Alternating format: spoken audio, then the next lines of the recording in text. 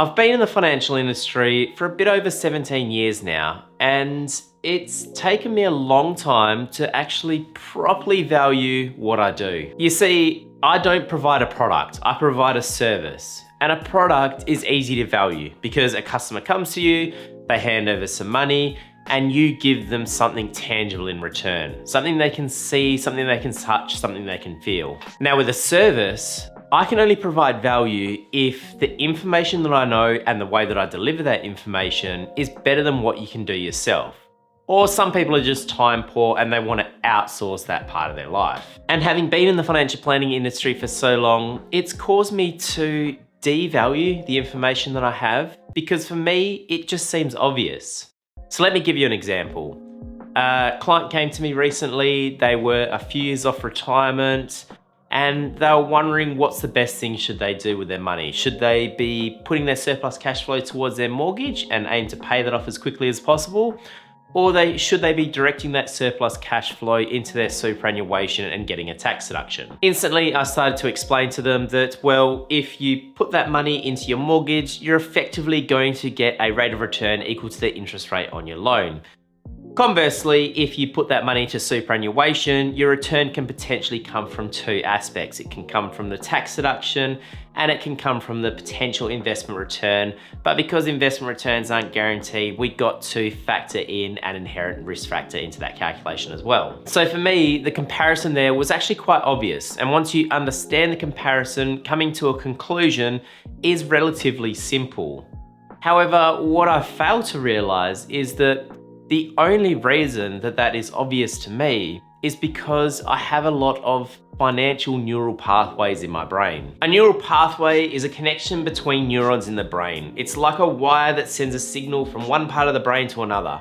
And when you learn something new, a new neural pathway is created, or an existing one is strengthened or reorganized. This is what's called neuroplasticity. The more you learn and practice, the stronger these pathways become, and it becomes easier to understand and retain information. Going back to my previous example, in order for me to understand mortgage versus superannuation, I first of all had to understand opportunity cost, then I had to understand how interest on a mortgage works, then I had to understand how superannuation works and the marginal tax rate works and how investments and investment risks work.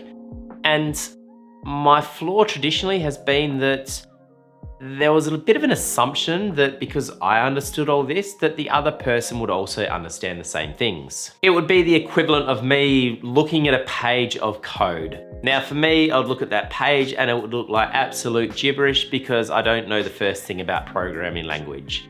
But I'm sure if you get a developer and they look at the same page, it's probably a little bit like reading a book. So having come to this realization, it's meant two things for me. It's meant that firstly, I know how to better place value on the service that I provide, but also it's made me better at my job because I try not to assume the underlying understanding. It makes me a better teacher with the things that I'm going through with clients. But what I want you guys to get from this message is that in order to be good at personal finance, you have to be well studied in the topic. So you have to have a broad understanding about investments, tax, asset protection, estate planning, economics, all of it, because it all comes together. In finances, this is so important because everything is so closely connected. So for example, you can't pay down debt without foregoing investing, or you can't consider investment return without considering investment risk. Everything is connected and you need all these neural pathways to be firing together in order for you to understand and put together the right path that you should be going down. Also, there is a lot of garbage information out there when it comes to money. So you need to have that broad understanding to work out what is valuable, what is garbage, what is true, what is false. And so for me, I've been doing this for a long time. So when I come across something, I can normally decipher pretty quickly if it's good information or bad information. And if I come across something very new, I take a look at it with a very skeptical eye. Anyway, my challenge for you today is to keep studying the area of personal finance and study it broadly. Because even if something doesn't seem 100% relevant to you or your financial plan now, it may have some relevancy to something else, and it may lead to some better understanding to an area that is relevant. So cast your net wide, study a vast area, and that is gonna put you in the best position to make the best financial decisions. But that's it for me today, guys. Thanks a lot for watching. I hope you liked this video. It was a little bit of a different one, but if you did, please give it a thumbs up, and I will see you guys in the next one.